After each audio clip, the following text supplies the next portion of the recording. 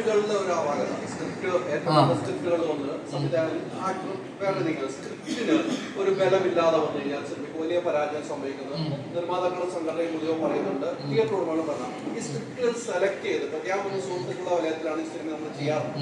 സ്ക്രിപ്റ്റുകൾ select ചെയ്യുന്ന കാര്യത്തിൽ ഞാൻ പുറകോട്ട് പോകാറുണ്ട്. എനിക്ക് തോന്നുന്നു, സ്വയമായിട്ട് എനിക്ക് തോന്നുന്നതാണ്. നമ്മൾ ബന്ധം വയ്ക്കാൻ ചോദിക്കണം. സ്ക്രിപ്റ്റുകൾക്ക് ഒരു ബലമില്ലെങ്കിൽ സിനിമയ്ക്ക് ഒരു പരാജയം വലുതായിട്ട് സംഭവിക്കാറുണ്ട്. അത് എന്താ സംശയം? അതല്ലേ ഫൗണ്ടേഷൻ. അതിൽ ഉത്തരം ഉണ്ടല്ലോ. നമ്മൾ അഭിനയിച്ച സിനിമകൾക്കൊന്നും അതില്ലായിരുന്നു എന്നുള്ളതാണ് ഏറ്റവും വലിയ വളരെ സത്യസന്ധമല്ലേ. നമ്മൾ ഒരു സിനിമയിൽ അഭിനയിച്ചു. എന്തിനാണ് നമ്മൾ ഒരുമിച്ച സിനിമ? നമ്മുടെ സൗഹൃദത്തിന്റെ പുറത്തല്ലേ. അവിടെ നമ്മൾ സ്ക്രിപ്റ്റ് ചോദിച്ചു, ആരെങ്കിലും ചോദിച്ചോ? നിങ്ങൾ ചോദിച്ചോ? ഞാൻ ചോദിച്ചോ? സ്ക്രിപ്റ്റിന്റെ ഫലത്തിനെ കുറിച്ച് അന്വേഷിച്ചോ? ഇല്ല. ബന്ധങ്ങളുടെ പുറത്തല്ലേ നമ്മൾ പോകുന്നത്. അപ്പോഴും ആ സിനിമയൊക്കെ പ്രൊഡ്യൂസ് ചെയ്ത് വലിയ വലിയ ബാനറുകളാണല്ലേ. അവരൊക്കെ അവരുടെ ഒരു വിശ്വാസം ഉണ്ടാവുമല്ലോ. അവരും അറിയാവുന്ന ആൾക്കാരാണല്ലോ. അപ്പൊ അവരുടെ ഒരു വിശ്വാസത്തിന്റെ പുറത്താണ് നമ്മൾ നിൽക്കുന്നത് അല്ലേ. നമ്മൾ അവരെ വിശ്വസിച്ച് പോകുന്നു. ചേച്ചി ഇത് കേട്ടു, അപ്പൊ എനിക്കൊരു 90% ഓക്കെയാണ്. കാരണം ചേച്ചി അതുപോലത്തെ ഒരു ബാനറിന് ഇത്രയും സക്സസ് റേറ്റിൽ ഒരു ബാനർ കേൾക്കുമ്പോൾ അവർക്കൊരു കോൺഫിഡൻസ് ഉണ്ടെങ്കിൽ അവർ ഇതിന് കാശ് മുടക്കുള്ളൂ. അതുപോലെ നമ്മൾ ചെയ്ത സിനിമകളൊക്കെ തന്നെ അവർക്കൊക്കെ ആ സ്ക്രിപ്റ്റിന്റെ പുറത്ത് വിശ്വാസം ഉള്ളതുകൊണ്ടാണല്ലോ. നമ്മൾ അവരെ വിശ്വസിച്ചിട്ടില്ലേ നമ്മൾ പോകുന്നത്. ഇത് പാളിപ്പോകുന്ന എവിടെയാ? എക്സിക്യൂട്ട് ചെയ്ത് വരുമ്പോൾ പാളിപ്പോവാ അല്ലേ. പടം ഷൂട്ടിനിടയിൽ പാളിപ്പോവാ, അല്ലെങ്കിൽ വിചാരിച്ചതുപോലെ സ്ക്രിപ്റ്റ് അതുപോലെ വർക്കൗട്ട് ആയില്ലെങ്കിൽ പാളിപ്പോവാം. ഏത് ഘട്ടത്തിൽ വേണമെങ്കിൽ പാളിപ്പോവാം. പിന്നെ ചില സിനിമകൾ നമ്മൾ പറഞ്ഞ പോലെ എല്ലാവർക്കും യുനാനിമസ് ആയിട്ട് ഇഷ്ടപ്പെട്ടാലേ ഇന്ന് സൂപ്പർ ഹിറ്റിലോട്ടൊക്കെ ഒരു സിനിമ എത്തുന്നുള്ളൂ. യുനാനിമസ് ആയിട്ട് ഇഷ്ടപ്പെടണം. അപ്പൊ അത് വലിയ വലിയ എന്താ പറയണ്ട, വളരെ സബ്ജക്റ്റീവ് ആയിട്ടുള്ള കാര്യമാണ് ഒരു സിനിമ ഇഷ്ടപ്പെടുക എന്നുള്ളത്. ഇപ്പൊ ഇന്നിപ്പോ ഈ വർഷം ഇറങ്ങിയ എത്ര സിനിമകളാണ്. ഇപ്പൊ കഴിഞ്ഞ ദിവസം ഇറങ്ങിയ, ഞാൻ ആസിഫായിട്ട് കഴിഞ്ഞ ദിവസം നമ്മൾ ഒരുമിച്ച് മോളുടെ ബർത്ത്ഡേക്ക് ഒരുമിച്ചുണ്ടായിരുന്നപ്പോൾ സർക്കിറ്റ് ഭയങ്കര നല്ല സിനിമയാണെന്ന് അഭിപ്രായം വന്നു. ഓക്കെ, ഇവിടുത്തെ റിവ്യൂസ് എല്ലാവരും തന്നെ നല്ല അഭിപ്രായം പറഞ്ഞു. എന്തുകൊണ്ട് തിയേറ്ററിൽ ആൾ വന്നില്ല? എന്താണ്? നല്ല സിനിമ വന്നു, നല്ല സിനിമയാണെന്ന് അഭിപ്രായം വന്നു. അപ്പം പുള്ളിക്ക് അതൊരു വിഷമം ഉണ്ടായിരുന്നു. അപ്പം പുള്ളി എന്നോട് പറയുന്നില്ല, ആള് വരുന്നില്ല. അതെന്തുകൊണ്ടാണ്? നല്ല സിനിമയാണ്, ഇവിടുത്തെ റിവ്യൂസും ക്രിറ്റിക്സ് ഒക്കെ അഭിപ്രായം പറഞ്ഞിട്ടും തിയേറ്ററിലോട്ട് നല്ലതാണെങ്കിൽ പോലും തിയേറ്ററിലോട്ട് ആളുകൾ വരുന്നത് ഇപ്പം കുറഞ്ഞു ഭയങ്കരമായിട്ട്. അത്രയും ചൂസ് ചെയ്യുക ആൾക്കാർ. സിനിമ നന്നായതുകൊണ്ട് കാര്യമില്ല, എല്ലാ ഘടകങ്ങളും മാർക്കറ്റിംഗ് തൊട്ട് ഇത്രയും ഫാക്ടേഴ്സ് ഒക്കെ നന്നായി വന്നാൽ മാത്രമേ ഒരു സിനിമ ഇതുള്ളൂ. പിന്നെ തിയേറ്റർ എക്സ്പീരിയൻസ് വേണ്ട സിനിമകൾ. തിയേറ്ററിൽ എന്തെങ്കിലും ഉണ്ടെങ്കിൽ, അല്ലെങ്കിൽ തിയേറ്ററിൽ പോയിട്ട് ഇത് എക്സ്പീരിയൻസ് ചെയ്യാനുള്ള വകയുണ്ടെന്ന് കണ്ടാൽ മാത്രമേ ആൾക്കാർ ഇന്ന് തിയേറ്ററിലോട്ട് വരുന്നുള്ളൂ. അപ്പോൾ അതിലുള്ള എക്സെപ്ഷനാണ് പ്രിൻസ് പോലത്തെ സിനിമകൾ. കാരണം അതൊരു കുടുംബ ചിത്രമാണ്. സാധാരണ നമ്മൾ ഇന്റർവ്യൂലൊക്കെ പറഞ്ഞു. കാരണം പ്രിൻസിന്റെ വിജയം എന്ന് പറയുന്നത് സാധാരണ കുടുംബ ചിത്രം. പക്ഷെ ദിലീപേട്ടൻ്റെ ഒരു ആവറേജ് സിനിമ പോലും, ഒരു ആവറേജ് ആയാൽ തന്നെ ദിലീപേട്ടൻ്റെ പടം ഹിറ്റാണ്. കാരണം കുടുംബ ജനപ്രിയനാണ്.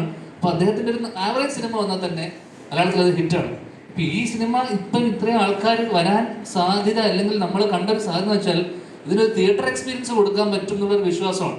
കാരണം ഇതൊരു ഓർഡിനറി സിനിമയല്ല, ഇത് വെൽ മെയ്ഡ്, അത്യാവശ്യം ക്വാളിറ്റിയുള്ള, ടെക്നിക്കലി സൗണ്ട് ആയിട്ടുള്ള ഈ പറഞ്ഞ ഒരു തിയേറ്റർ എക്സ്പീരിയൻസ് കൊടുക്കാൻ സാധ്യതയുള്ള സിനിമയായതുകൊണ്ടാണ് നമ്മൾ ഇതിനെ പുഷ് ചെയ്യുന്നതും നമ്മൾ എടുത്തു പറയുന്ന കാര്യം അതാണ്. അപ്പോൾ ആ രീതിയിൽ ഇന്നത്തെ സിനിമക്ക് ഡെഫിനറ്റ്ലി തിയേറ്റർ എക്സ്പീരിയൻസ് കൊടുക്കാൻ പറ്റിയില്ലെങ്കിൽ ഈ സിനിമ തിയേറ്ററിൽ വീണു. എന്തൊക്കെയോ ചോദിച്ചു, എന്തൊക്കെയോ പറഞ്ഞു. വലിയ റിവ്യൂ ചെയ്തിട്ടുണ്ട് ആളുകൾ. ഇപ്പൊ നമ്മുടെ സിനിമയ്ക്കാണ് നല്ല റിവ്യൂസ് ആണ്. റിവ്യൂസ് ആരും ഈ സിനിമ ഒരു മോശം പറഞ്ഞിട്ടില്ല.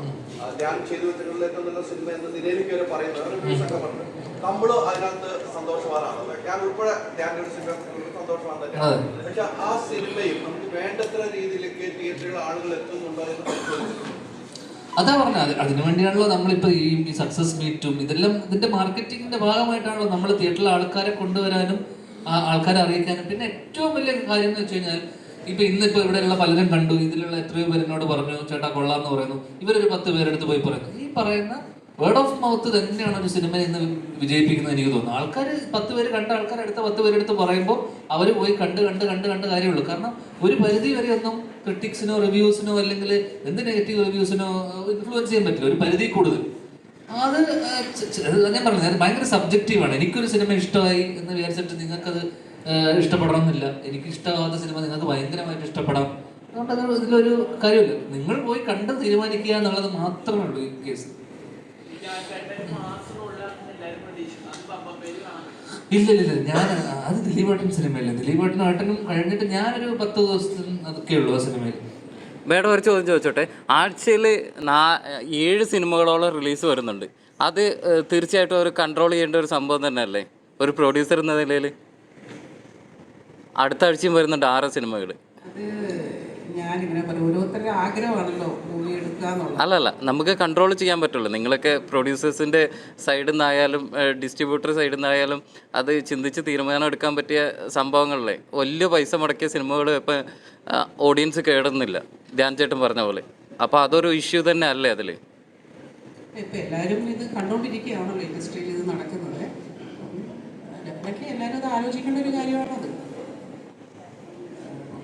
ഞാൻ പറഞ്ഞ ധ്യാൻ ചേട്ടൻ എന്താ പറയാനുള്ളത്? അതെന്താ വെച്ചാൽ ഇപ്പോൾ കഴിഞ്ഞ വർഷങ്ങളായിട്ട് കഴിഞ്ഞ കുറച്ച് ഇതായിട്ട് ഇപ്പം സമ്മർ ടൈമാണ്, ഏപ്രിൽ മെയ് അവധിക്കാലമാണ്. ഇപ്പം ജൂൺ കഴിഞ്ഞാൽ മഴ തുടങ്ങും, അല്ലെങ്കിൽ സ്കൂൾ തുറക്കും. സ്കൂൾ തുറന്നു കഴിഞ്ഞാൽ തിയേറ്ററിലോട്ട് ആൾക്കാർ, മൺസൂൺ തുടങ്ങി കഴിഞ്ഞാൽ ആൾക്കാർ വരില്ല. അപ്പോൾ ഈ സമ്മറിലെ സംബന്ധിച്ച സീസണാണ്, ഏറ്റവും കൂടുതൽ ആൾക്കാർ സിനിമ കാണാൻ വരുന്ന സമയമാണ്. അപ്പോൾ സ്വാഭാവികമായിട്ടും എല്ലാ ആഴ്ചയും കഴിഞ്ഞ എല്ലാ ആഴ്ചയും തന്നെ 3-4 സിനിമകളുണ്ട്. കാരണം ഇതൊക്കെ തീരുമാനിക്കേണ്ടത് അതത് പ്രൊഡ്യൂസേഴ്സും അവരുമാണ് തീരുമാനം എടുക്കേണ്ടത്. ഇത് കൺട്രോൾ ചെയ്യാന്ന് പറയുന്നത് പ്രൊഡ്യൂസർ അസോസിയേഷന്റെ ബാധ്യതയല്ല ഇത് കൺട്രോൾ ചെയ്യുന്നത്. ആ ബാനറും ആ സിനിമയുടെ ബന്ധപ്പെട്ട ആൾക്കാരുമാണ് ഇത് തീരുമാനിച്ച് അവരുടെ സിനിമ ഞങ്ങൾക്ക് ഈ റിലീസ് വേണം, നമുക്ക് ഈ സമ്മർ കഴിഞ്ഞു പോയാൽ തിയേറ്ററിൽ ആൾ കയറില്ല എന്നൊക്കെ അറിഞ്ഞിട്ടാണ് അവർ കൃത്യമായി പ്ലാൻ ചെയ്തിട്ടായിരിക്കും അവർ റിലീസ് ചെയ്യുന്നുണ്ടാവുക. പിന്നെ എന്താണെന്ന് വെച്ചാൽ നമ്പർ ഓഫ് സിനിമകൾ എണ്ണം വളരെ കഴിഞ്ഞ കുറച്ച് വർഷത്തിനിടയിൽ ഒരുപാട് കൂടി. അത്രമാത്രം സിനിമകൾ ഈ വർഷം എത്തിയപ്പോൾ അത് കുറഞ്ഞു. പക്ഷെ കഴിഞ്ഞ വർഷം, അതിന് മുന്നത്തെ വർഷം, കോവിഡിന് ശേഷമൊക്കെ ആൾക്കാർ, കാരണം എല്ലാവർക്കും ജോലി വേണ്ടേ, എല്ലാവർക്കും പണി വേണ്ടേ. കോവിഡിന് ശേഷമല്ലേ നമ്മൾ ഈ പറയുന്ന ഡിജിറ്റൽ മീഡിയ ഇതൊക്കെ വളർന്നത്, അല്ലേ ഇതിനോടൊപ്പം അല്ലേ ഡിജിറ്റൽ വളർന്നു, ഓൺലൈൻ വന്നു, ഇതൊക്കെ ഈ വളർച്ചയൊക്കെ സംഭവിച്ചതാണ്. അപ്പൊ ആൾക്കാർക്ക് ജോലി വേണം, പുതിയ പുതിയ സിനിമകൾ സംഭവിക്കണം. അപ്പൊ അത്രമാത്രം കോവിഡിന് ശേഷം സിനിമകൾ പെരുകി എന്ന് വെച്ച് കഴിഞ്ഞാൽ എണ്ണം കൂടി.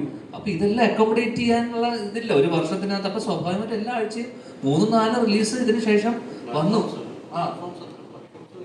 അത്രയും അത് പിന്നെ കുറേ ഓൺലൈൻ പ്ലാറ്റ്ഫോംസ് വന്നു, OTT വന്നു, പാതി വഴിയിൽ നിന്നുപോയ കുറേ പ്ലാറ്റ്ഫോംസ് ഉണ്ട്, OTT റിലീസുകൾ വന്നു. അപ്പോൾ ഈ ഡിമാൻഡും സപ്ലൈൻ്റെ മാറ്ററാണിത്. അപ്പോൾ ഇപ്പോൾ ഈ പറഞ്ഞ 7 റിലീസും ഇതൊന്നും അസോസിയേഷൻ ഇതിനകത്ത് ഒന്നും ചെയ്യാനുള്ള ഇതില്ല. അതത് ബാനറിന് ഇത് ചെയ്യാന്നുള്ള മാത്രമേ ഉള്ളൂ. മേഡം, ഈ അസോസിയേഷന്റെ കാര്യം പറഞ്ഞൊരു ചോദ്യം ചോദിക്കാൻ പറ്റും. ഇപ്പം ഈ ലിസ്റ്റ് പുറത്തു വിടുന്നുണ്ട്, നമ്മുടെ ചെലവ് കണക്കുകൾ, തിയേറ്ററിൽ ഓടിയതിന്റെ കണക്കുകൾ, അതുമായിട്ട് വലിയ വിവാദങ്ങൾ നിലനിൽക്കുന്നുണ്ട്. കഴിഞ്ഞ ദിവസം വിജയ് ബാബു ഒരു പോസ്റ്റ്, എന്റെ സിനിമ ലാഭത്തിലാണ്, നിങ്ങൾ കണക്ക് വിടുമ്പോൾ ശ്രദ്ധിക്കണമെന്ന് പറഞ്ഞിട്ടുണ്ട്. മേഡം ആ അസോസിയേഷന്റെ ഒരാളാണ്, അത് തർക്കത്തില്ല, മത്സരിച്ച ഒരു വ്യക്തിയൊക്കെയാണ്. അത്തരം കണക്ക് വിടുന്ന സിനിമാ മേഖലയ്ക്ക് തകർച്ചയാണ് ഞാൻ സ്വയം കാണുന്നുണ്ട്.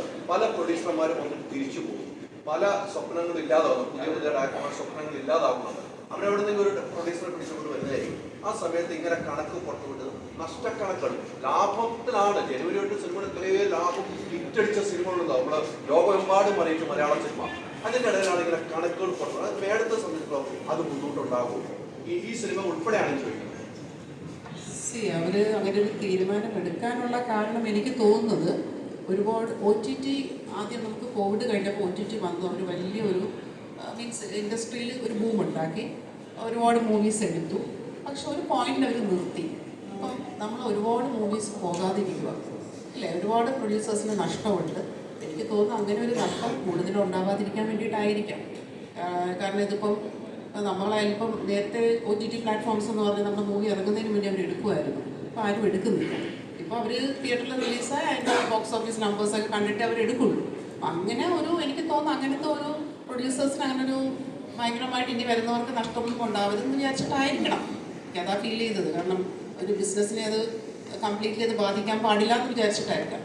ഇൻഡസ്ട്രി ഭയങ്കര ലോസിൽ പോകുന്നില്ല. എല്ലാ മൂവിയും നമുക്ക് തിയേറ്ററിൽ ഓടി നമുക്ക് മീൻസ് കിട്ടിയില്ലെങ്കിൽ പിന്നെ നമുക്ക് പ്രൊഡ്യൂസറിനുള്ള ഒരു സെക്യൂരിറ്റി എന്ന് പറയുന്നത് OTT പ്ലാറ്റ്ഫോമും സാറ്റലൈറ്റും ആയിരുന്നു.